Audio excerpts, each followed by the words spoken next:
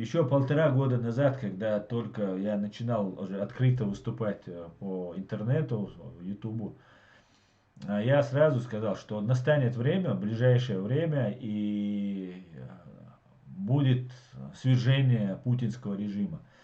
В принципе, сейчас этот процесс происходит, да, сейчас пытаются свергнуть Путина, вернее, идет такая передача власти от Путина Навальному, потому что тут на Западе много людей, много людей, которые бизнесмены, политики, которые заинтересованы в хороших отношениях с Россией, несмотря на оккупацию части Украины, несмотря на геноцид в Чечне, на оккупацию Грузии, части Грузии.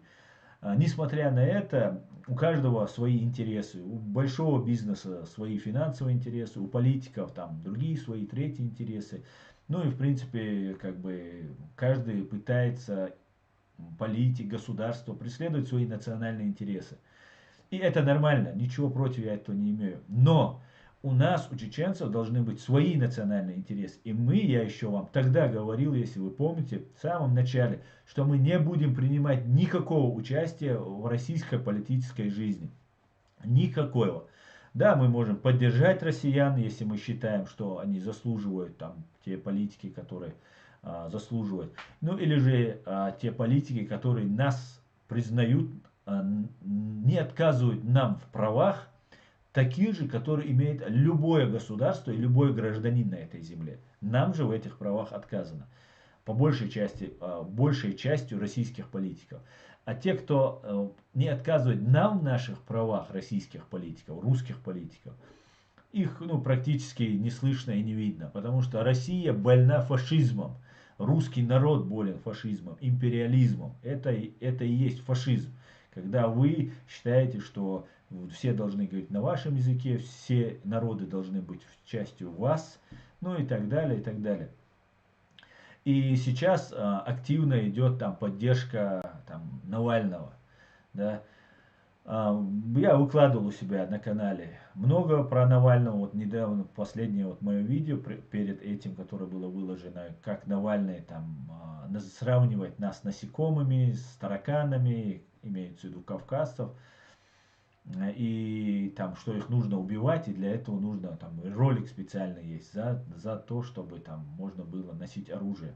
Он об этом говорит прямо. Также он там называет то, что происходит во временно оккупированной Чеченской Республике Ичкерия, на «Эхо Москвы» выступает, называет это гражданской войной, то, что происходит у нас дома, забывая случайно те 300 тысяч, которые убила его армия и его президент, и называет то, что Кадыров сейчас творит над нами, это гражданской войной.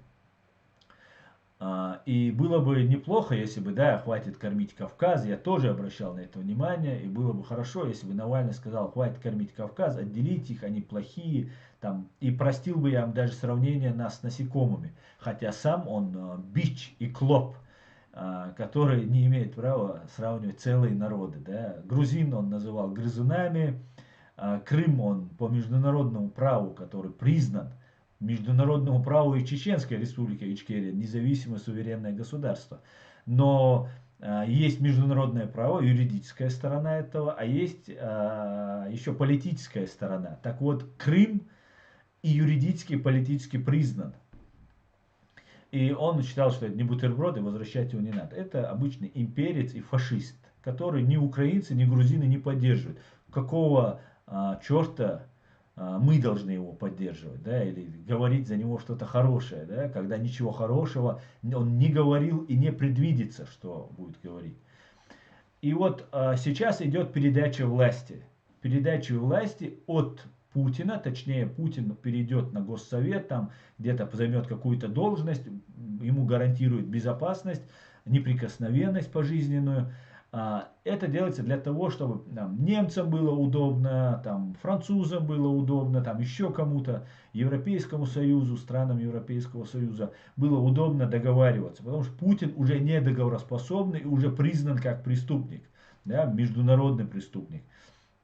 Хотя юридически он пока еще его так не обозначили, но я очень надеюсь, что американцы его обозначат именно таким.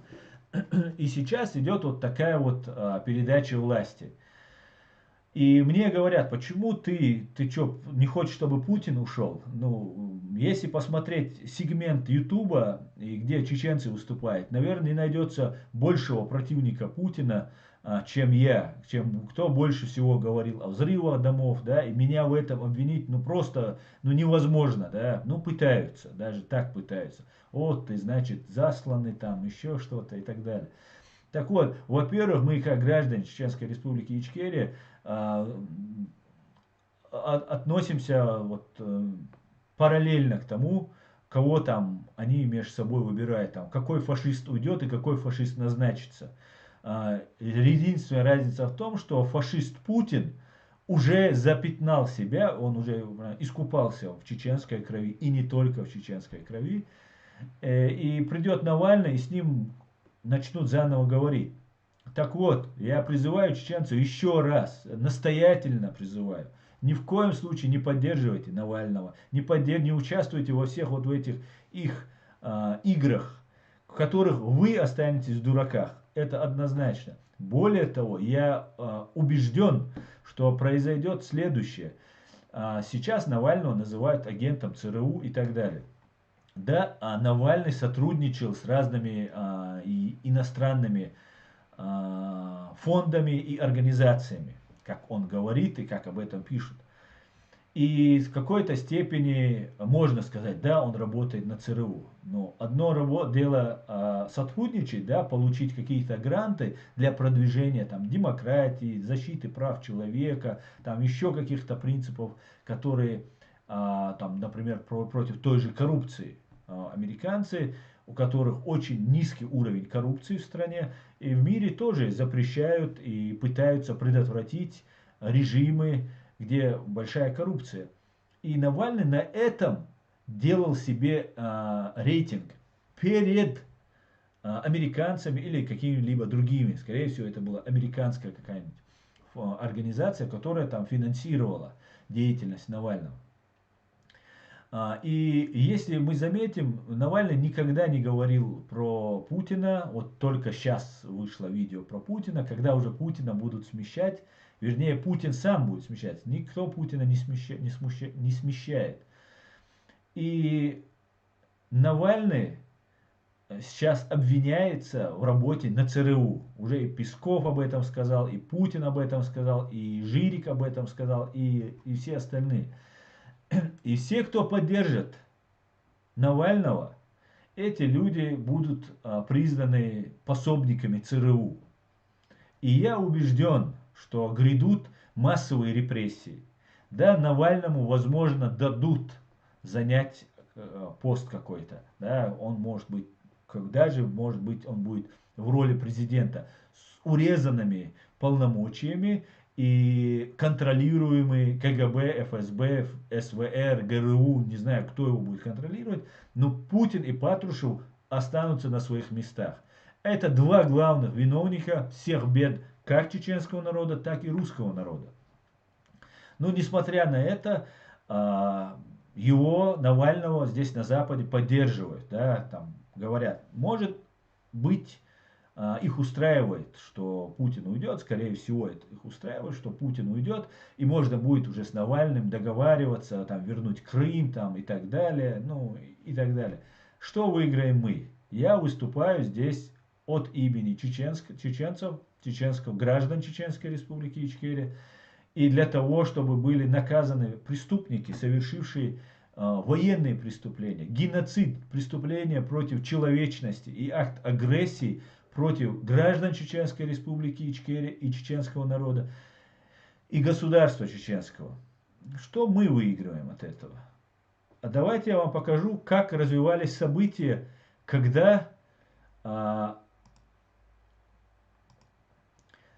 избирался Борис Николаевич Ельцин на пост президента. Так вот, Борис Николаевич Ельцин, бывший коммунистический работник, возглавлявший Свердловскую область, потом стал ярым демократом и бился против Советского Союза, против коммунизма.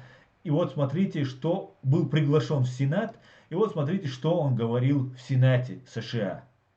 Господа, Я имею высокую честь выступить здесь, в Конгрессе великой и свободной страны, Видели? как Слышали? впервые за тысячелетнюю историю Так даже- России Сенат Так даже Демирханов не лежит, как этот лизнул американцев. народно избранный президент, как гражданин великой державы, сделавший свой выбор в пользу свободы и демократии. Коммунистический идол, который сеял повсюду на земле социальную рознь, вражду и беспримерную жестокость, который наводил страх на человеческое сообщество, рухнул. Рухнул навсегда. И я здесь для того, чтобы заверить вас, на нашей земле мы не... Вся проблема в том, что коммунистический режим рухнул. Рухнул навсегда в Советском Союзе. Это да, хотя там партия, коммунистическая партия и существует до сих пор. Но не рухнул имперский режим, фашистский режим.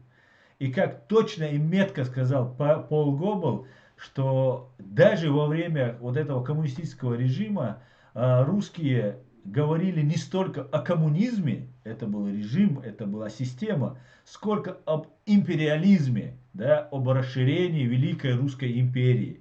И это никуда не делось. И это есть скрепа русского народа, против которой я возражаю категорически. Не дадим ему воскреснуть. Опыт минувших десятилетий научил нас, коммунизм не имеет человеческого облика. Свобода и коммунизм несовместимы. Запомните эти слова. Именно эти слова будут, такие же слова будет говорить Навальный. Он точно так же будет говорить: путинский режим такой-то, такой-то. Но мы вот движемся дальше и не будет преследовать при этом Путина. Мы чувствуем колоссальную ответственность за успех наших преобразований. Не только перед российским народом, но и перед гражданами Соединенных Штатов Америки, перед всем человечеством. Сегодня свобода Америки защищается в России. И если реформы провалятся, придется заплатить многие сотни миллиардов долларов, чтобы хоть как-то компенсировать эту потерю. Это касается экспериментов с бактериологическим оружием. Известно... Заметьте, он говорит про бактериологическое оружие в 1992 году. Сейчас, которое тогда он предлагает, вот дослушаем сейчас. Теперь фактов по американским военнопленным, корейскому Боингу. Он говорит, я сейчас слышал это его выступление неоднократно, скажу, что бактериологическое оружие должно быть уничтожено, он говорит. И американцы тогда выделили огромные средства на то, чтобы оно было уничтожено. Сейчас же появился коронавирус. И более того, сейчас новый вид, и говорят, мутация этого коронавируса. Мутация это или похожий на коронавирус, мутированный в лаборатории новый вирус, который очень сильно испугал, по крайней мере, немецкие власти и английские тоже, что собираются вплоть закрыться.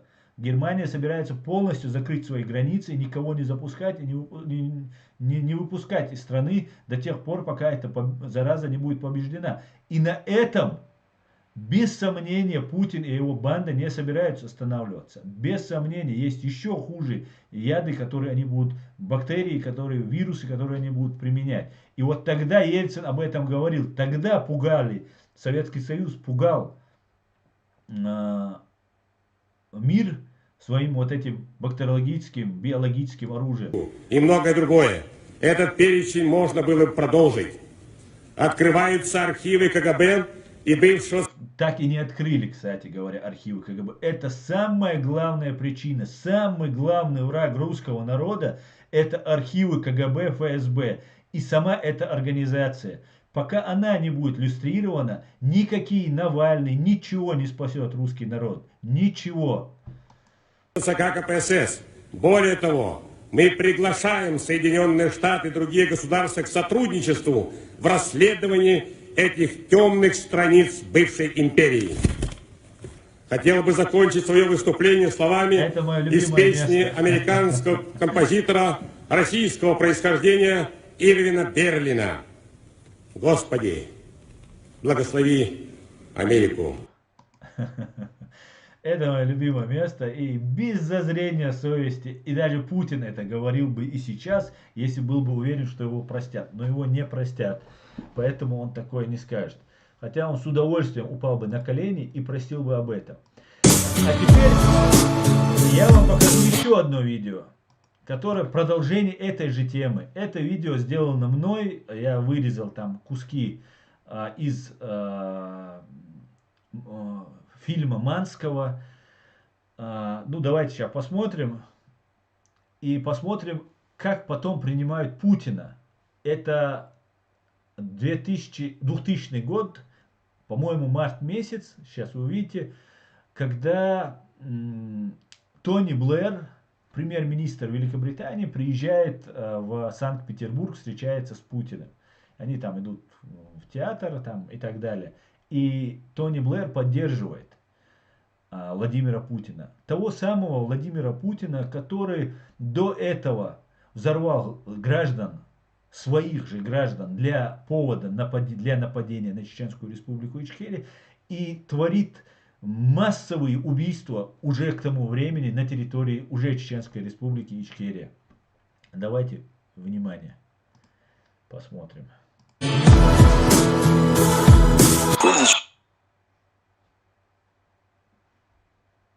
А вот почему это не удается? Давайте попробуем еще.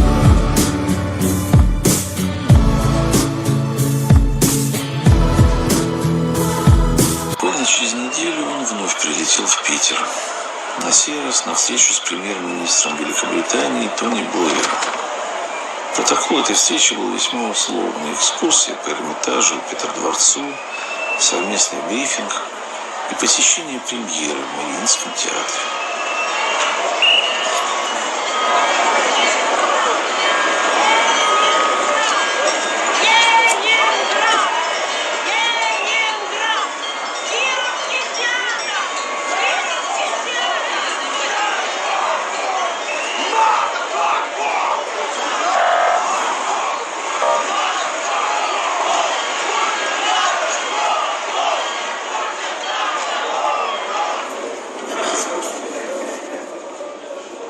Безусловным значением этого визита для предвыборной кампании Путина было то, что в лице премьера Великобритании Запад демонстрировал, что поддерживает Путина и хочет видеть его президентом России.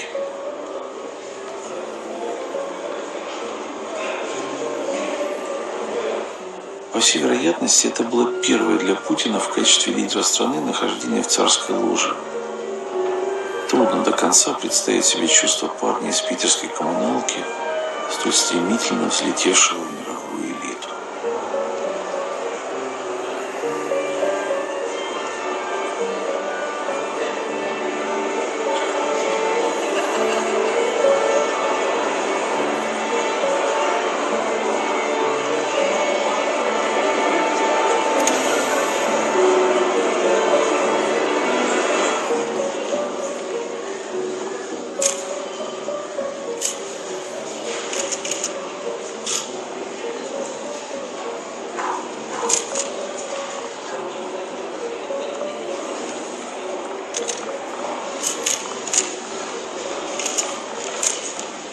Я очень благодарен депутатам Сейма, нашим друзьям чеченским за то, что состоялось это мероприятие.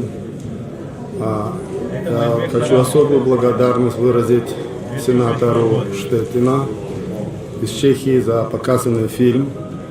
Фильм, который бьет по всем чувствам, показывает реальную картину того, что происходило в Чечне. Но господин сенатор предварил фильм словами, в котором сказал, что надо говорить правду России. А я бы отметил, что надо говорить правду и мировому сообществу, европейскому сообществу. В чем заключается эта правда? Почему европейское сообщество так себя повело? Этот механизм странный разъясняет вот этот документ, который я демонстрирую впервые, вопросы безопасности. Этот документ есть у меня во вкладке «Сообщество». Я его выкладывал. Этот документ для руководителей высокого ранга. Сейчас эти документы исчезли. Их нет. Путин произвел зачистку. Что говорится в этом документе? Я прочту абзац. Путин, это, заметьте, март 2000 года, то есть он еще не президент, он только исполняющий обязанности. Говорится вот что. Путин провел на высоком уровне серию встреч с представителями всех крупнейших международных организаций. После каждой из таких встреч западные партнеры России выражали полную поддержку Путину. Пожалуйста. Мы говорим о том, что who is Путин, не знают, откуда, оказывается, его знали. Эти установки, дальше говорится, идеологически будут достаточно либеральными, партнерские отношения с мировым сообществом. На практике эти установки будут означать готовность России принимать во внимание озабоченности мирового сообщества по любым вопросам взамен на отсутствие каких-либо практических шагов по ограничению свободы рук России на Северном Кавказе. То есть мы вам предоставляем право проводить геноцид чеченского народа. Извините, это не мои слова. Это вот этот документ говорит. Не надо проводить политику двойных стандартов. Эта политика приводит именно вот к тому, что происходит в Чечне уже на протяжении 13 лет. Уважаемый господин Штетина перед фильмом сказал о том, что говорил о смерти Синтии Эльбаум, которая погибла 22 декабря 1994 года. Я был в этот день там же. Возможно, мы встречались с господином Штетиным. Но я знаю слова матери Синтии Эльбаум, Джуди Эльбаум, которая сказала о том, что эта политика будет продолжаться до тех пор, пока пока политики не будут говорить правду. Касаясь этого вопроса, я бы хотел заметить, что у Совета Европы есть доброкачественные инициативы, такие как создание Международного трибунала по Чечне. Почему эта инициатива заглохла?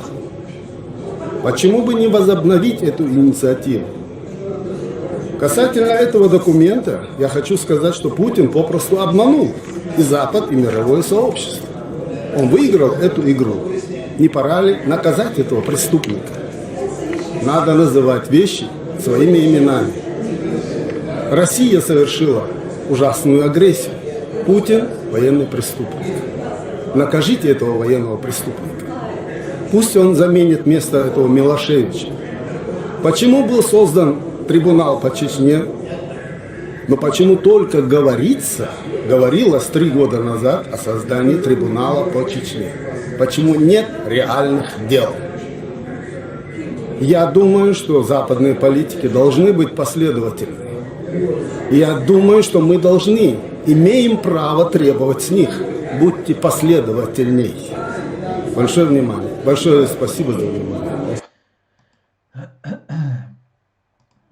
Так, это чтобы было понятно про ситуацию, которая происходит. И Майырбек Тарамов еще в 2008 году, и все наши политики, все наши руководители об этом давно говорят.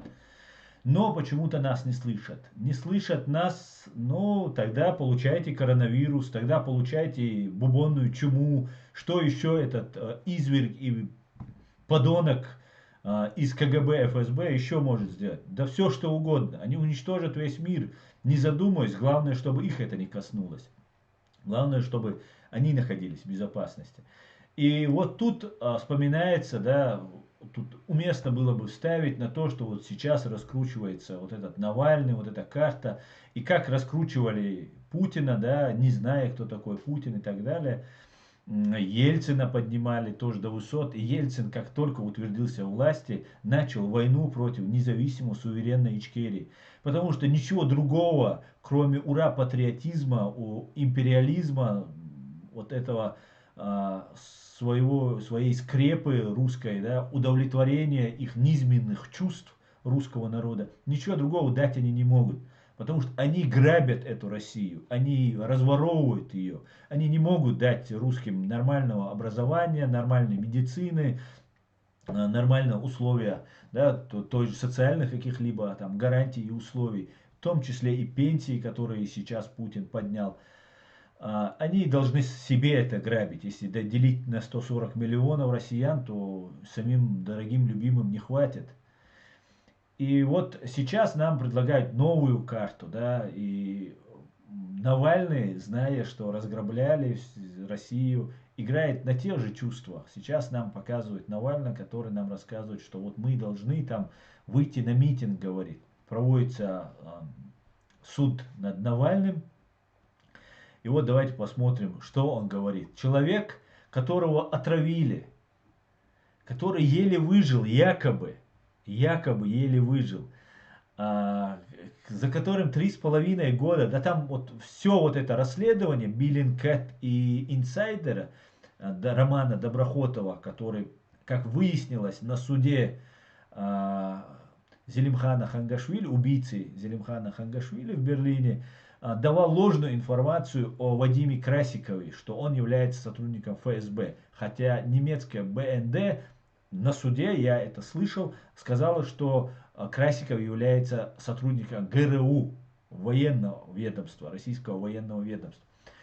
И тут Навальный, который только что отравлен, который еле выжил, 18 дней пролежал в коме и так далее, не говорит, и ранее не говорил, он давал Путину гарантии безопасности, что уйди, Путин, дай мне занять пост, и с тобой все будет нормально.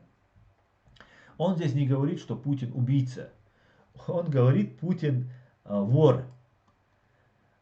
Это вот эти оговорки, которые очень важны бывают в деталях, да, когда человек, и понять сущность, суть посыла, месседжа, который этот человек нам посылает.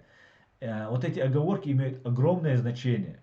Ни одному из вас, и мне в том числе, не пришло бы в голову после того, как меня отравили, не говоря уже о том, что этот человек, Путин, убил уже сотни тысяч людей в Сирии, в Ичкерии, в Грузии, в Украине, травит уже несколько миллионов, там, 2 или 3 миллиона человек погибло от коронавируса.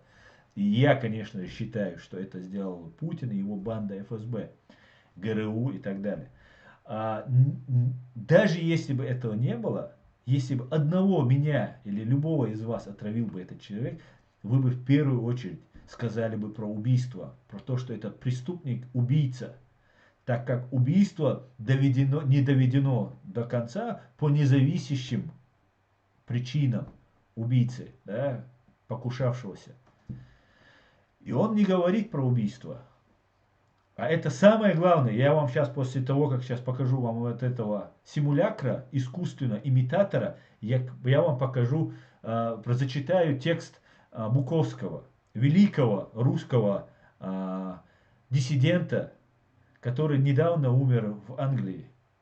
Таких людей Россия выбрасывает из себя. Им нет места в России. Давайте послушайте, что он говорит. В отношении к законам Российской Федерации. И это понимает вообще каждый человек Российской Федерации. А происходящее здесь не имеет ни малейшего отношения к законам Российской Федерации. И это понимает вообще каждый человек. Вот этот полицейский, вот тот полицейский, вообще все, кто здесь находится. Вот эта вот банда воров, которая просто 20 лет развела управляющую страну, она сказала мне, и в моем лице всем, кто отказывается молчать, что вот, значит,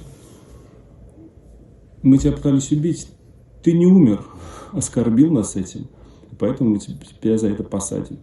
И сейчас придет женщина в черной мантии, изображающая, что она судья, и отправит меня под арест, тоже понимая, что все это абсолютно и тотально незаконно. Но тут важно даже скорее подумать о том, почему они делают именно так, почему они посадили мой самолет в другом месте, почему они трусливо организовали вот этот вот процесс, прямо в здании ОВД, почему они не пустили никого, почему все так срочно, почему никто не знал об этом суде. Ну, потому что у них рейтинги большие, или потому что они сильные? Да нет, потому что вот этот самый вороватый бункерный дед, он сидит и трясется от страха. Они же боятся, ровно поэтому Вороватый так вот. бункерный тред. Ну и так далее, и так далее. Этот человек находится в данном видео, он находится в отделении полиции, и там же проводится суд, да, чтобы поменьше было журналистов, быстренько те оформили и его отправили. Может быть в изолятор, в матросскую тишину, может быть в какую-нибудь комфортабельную квартиру конспиративную отправили. Но сам факт остается фактом. Человек говорит, вороватый дед. Ну вас только что пытались убить. Ну как вы можете сказать вороватый дед? Там все с этим отравлением просто не выдерживает никакой критики. Да, хочется в это поверить. Нам со всех утюгов и чайников рассказывают, что Навального хотели отравить. Но мой здравый смысл мне никак не дает в это поверить. Я был в этой России. Я знаю эту систему изнутри. Вы не можете вот так сидеть и говорить, что этот вороватый дед, он меня боится там и так далее, и так далее. Зайдет обычный, два мента тебя зайдут с дубинкой, так отдубасят, что ты забудешь, как тебя зовут. О чем он говорит? Навальный там на 30 суток арестовали. Там, ну, сейчас в данный момент ему избирается мера пресечения. И он сейчас 30 суток там получит там, и так далее. Может быть ему дадут еще срок, там еще докинут там, и так далее. Но это ничего не меняет. Да? Это может быть как внутри разборки, да, как внутренние разборки это могут быть. Также это может быть, потому что реально есть силы, которые намного сильнее Путина. Они не восстают против Путина, потому что власть принадлежит Путину, и они боятся проиграть в этой схватке. Так как Путин как бы является, и ему подчиняется, является как бы по их законам легитимным президентом. И при всем при этом это может быть и полная инсинуация, да, полный спектакль. Да. Ну, делайте выводы. Выводы делайте вам, как говорится. Но мы, как чеченцы, граждане Чеченской Республики Ичкерия, не поддерживаем эти спектакли. Пускай в эти спектакли играет кто угодно. Мы поддерживали Ельцина, в том числе Шамиль Басаев. Чем это закончилось, мы знаем. Потом пришел Путин, которого поддерживал Запад. И как сейчас Майырбек Тарамов нам рассказал, что все прекрасно знали, кто такой Путин. И who is мистер Путин было неуместно. Это были все-таки отговорки. На Путина сделали ставки некоторые западные политики, в том числе Тони Блэр. И выбрали себе человека. Но сейчас разругались. И что получила Великобритания? Великобритания получила ядерный террористический акт применением полония, где были не только убит Александр Литвиненко, но также были отравлены большое количество граждан Великобритании. Несет ли Тони Блэр ответственность за это? Должен ли отвечать Тони Блэр за то, что граждан своей страны по его ошибке был нанесен такой ущерб? Несет ли Тони Блэр ответственность за гибель гражданки Великобритании, убитой от новичка, при попытке убийства Скрипаля и его дочери, Скрипалей, когда пытались убить? Это вопрос открытый. И все, что говорит Запад, все, что делает Запад, это не истина в последней инстанции. Мы, чеченцы, граждане Чеченской Республики Ичкерия, признающие международное право, являющиеся полноценными гражданами Европы, континента европейского, мы требуем, чтобы соблюдались наши права. И нам эта независимость нужна не только потому, что каждый имеет право на эту независимость. Да, это право у нас дано нам Богом от рождения. Мы имеем право жить свободно на своей земле, исповедовать свою религию, как мы хотим, и соблюдать наши законы, многовековые, тысячелетние истории наши. Мы очень древний народ, и мы имеем право на это. Но также мы имеем право гарантии безопасности. Для этого, для этого нужна эта независимость. В первую очередь. Для того, чтобы у нас были гарантии, что не повторится выселение геноцид под видом выселения, чтобы не повторится геноцид под видом восстановления конституционного порядка, не повторится геноцид под видом борьбы с международным терроризмом и так далее, и так далее. Именно для этого нам, чеченцам, нужна эта независимость, для того, чтобы у нас были гарантии. И эти гарантии нам может дать международное право, если мы войдем во все институты. У нас огромный потенциал, чеченцы, огромнейший потенциал. И вся эта ситуация, она меняется вот очень быстро. Мы должны запастись попкорном, набираться потенциала, набираться сил и наблюдать за этим. Чтобы нас не втягивали ни в Сирию, ни куда-либо вообще, чтобы мы нигде не приняли, ни в Ливию, ни в Мьянму, еще куда-либо.